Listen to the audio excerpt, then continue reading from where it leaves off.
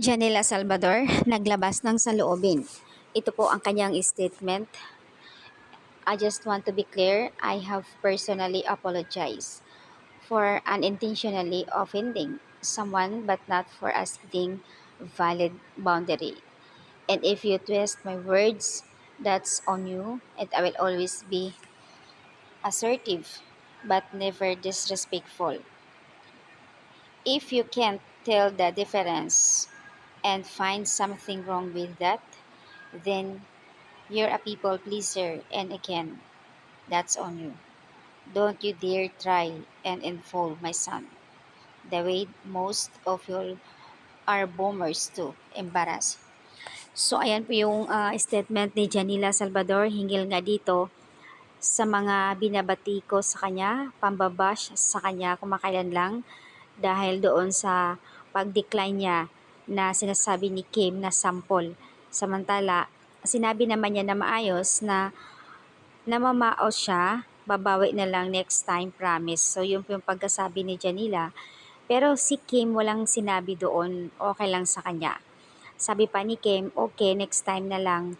And then, yung mga netizens lang talaga at ibang mga ah, vlogger yung nagpapa-spread nun na talagang pumutok kaagad, nag-trending kaagad siya sa Twitter. Lahat ng social media platforms.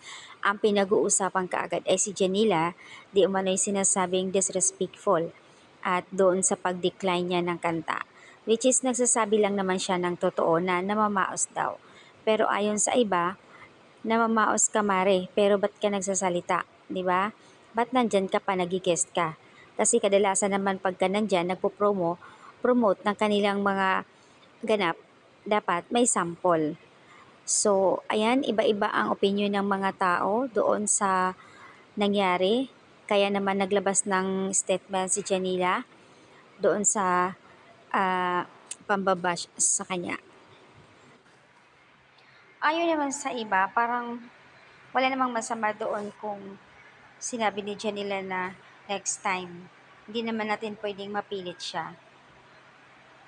Napaka-OA nga lang daw masyado at binibigyan nila ng mali siya kaagad. Walang problema both sides. It's the people who were sensitive and easy to conclude, judge kaagad and bash. So, I don't see any wrong nung tumanggi siyang magbigay ng sample at sabihin kayo na lang kasi paos nga siya. So, wala naman ding say si Kim that time.